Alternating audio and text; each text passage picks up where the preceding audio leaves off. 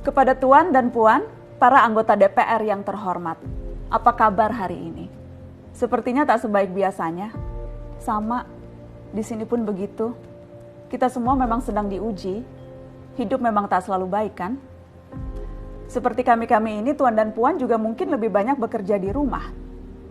Kalau lihat siaran sidang atau rapat terbuka di gedung DPR sekarang sih kelihatannya banyak kursi yang kosong.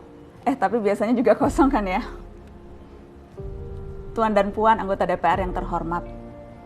Saya perhatikan parlemen-parlemen negara lain fokus melawan corona.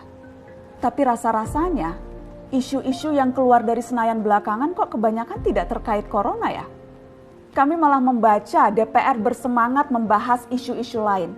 Contohnya, rancangan Undang-Undang Cipta Kerja yang banyak ditolak karena dinilai mementingkan kepentingan investor di atas kebutuhan pekerja. Presiden Jokowi pekan lalu sempat menyatakan pemerintah dan DPR menunda pembahasan salah satu klaster di rancangan undang-undang itu, klaster ketenagakerjaan. Ini untuk memberi kesempatan mendalami substansi dan mendapat masukan dari banyak pihak. Berpegang pada alasan itu, maka sudah seharusnya klaster lain dalam RUU Cipta Kerja pun perlu ditinjau ulang. Karena yang lain juga bukan tanpa masalah, terutama dari perspektif lingkungan dan keadilan gender. Tidak cukup hanya menunda pembahasan satu klaster saja. Ada juga RUU lain yang masih nekat mau dibahas. Ada RUU KUHP yang tahun lalu diserbu unjuk rasa. Lalu RUU pemasyarakatan. Ada koruptor yang sudah ngebet pengen bebas kah? Apa kabar Pak Yasona? Terus terang saja, membahas undang-undang yang menyangkut hajat hidup orang banyak di masa seperti sekarang ini terlalu mengundang curiga. Gara-gara pandemi yang pada jatuh cinta saja berani menunda nikah loh. Ini kok DPR buru-buru banget kayak lagi kejar setoran? Tidak ada undang-undang yang tidak penting, semua penting. Justru karena undang-undang itu penting, aneh jika pembahasannya diseriusi di waktu seperti sekarang. Saat dimana perhatian dan konsentrasi kita sedang terkuras bertahan hidup di tengah wabah. Produk hukumnya pun berpotensi cacat bila tidak memenuhi ketentuan dan rasanya belum ada aturan pembahasan RUU secara virtual. Jika ngotot menuntaskan Omnibus Law atau RUU KUHP atau RUU pemasyarakatan, jangan salahkan jika ada yang menilai DPR tidak menjadikan perang melawan corona sebagai prioritas. Saya percaya setiap tindakan dan keputusan di masa krisis mencerminkan skala prioritas. Atau memang inikah prioritas wakil-wakil rakyat kami saat ini?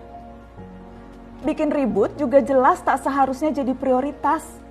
Satgas COVID-19 DPR kemarin dikabarkan mengimpor jamu ilegal dari Tiongkok secara besar-besaran untuk pasien positif virus corona.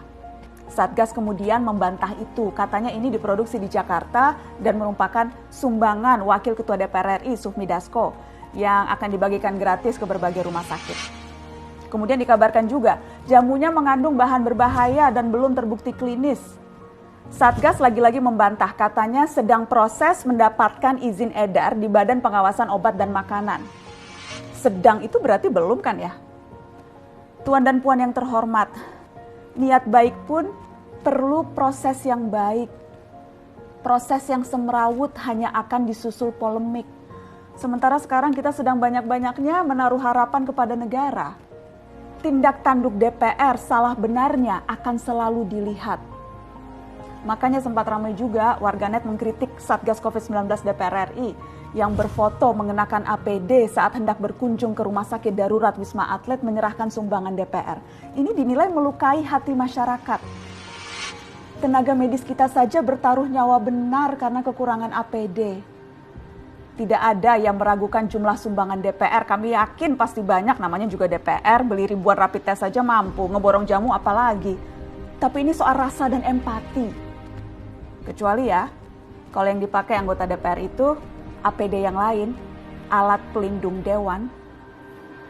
Salam hormat dari kami yang kalian wakili.